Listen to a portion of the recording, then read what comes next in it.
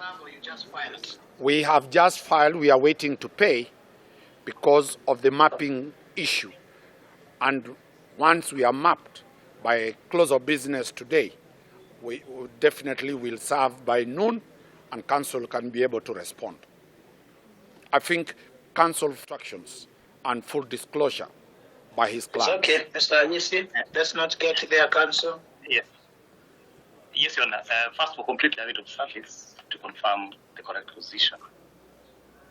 Additionally, Your Honor, even as we are before you now, we've not seen any response, and that has been conceded by the respondents' counsel. Your Honor, my view would be, in light of the nature of the matter and the response that is coming from their side, if they could convert that into a defense, the orders in place to be sustained, then we just go to the main suit. We can come to court with my witnesses at the earliest opportunity that court can avail, instead of arguing the application.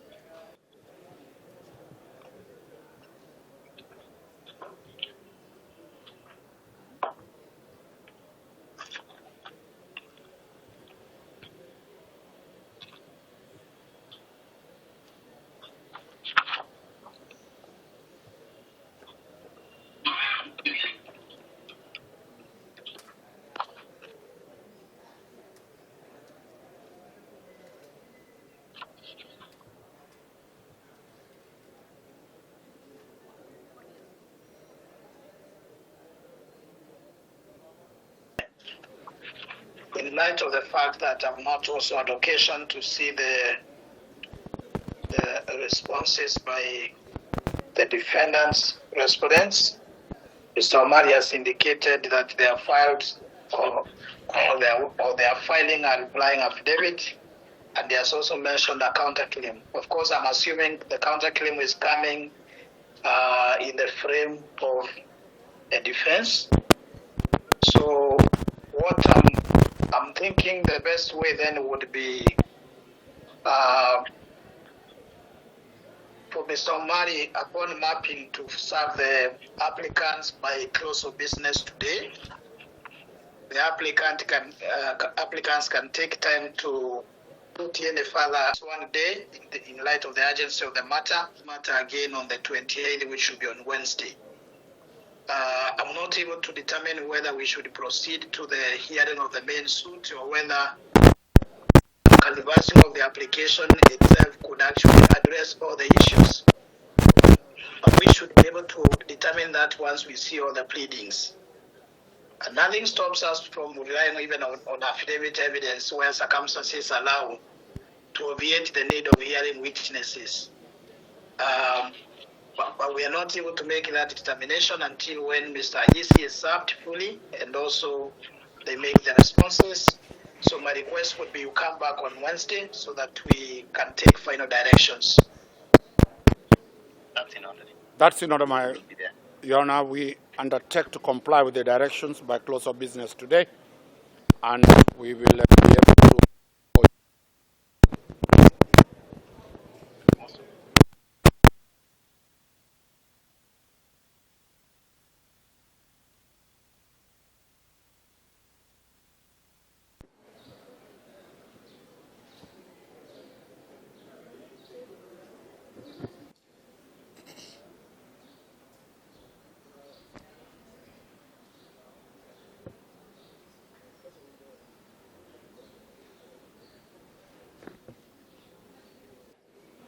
This is a burial dispute of a Mzee who is over 100 years old, hailing from the larger Meru County. Mzee had the first wife, who they differed, and they left that wife 40 years ago. He married a second wife. This second wife, he brought the second wife into the house of the first wife. Mzee was militant. He kept the two wives in the same house for 3 years. Then he bought land where he built the house for the second wife. For the last 40 years, he's never had any conjugal rights. He's never met. He's never seen the first wife. Mzee developed sickness, and for 40 years, Mzee has been at the custody of the daughters and the sons who are here and their second wife, mother. He wrote a will saying that he should be buried in the second wife's place. The issue of his death, the family has spent to the tune of more than 5.8 million shillings to treat him. The first wife never appeared anywhere when Mzee needed the support at his last hours of sickness. Surprisingly, when Mzee died in his peaceful death, he gave oral will, he gave a written will. When the body was being transported to Montezuma, Umash Hospital, a scratch happened as the hearse was traveling.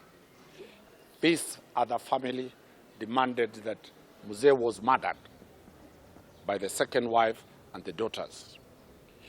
At 100 years, a post-mortem had to be done, which is very, very inhuman.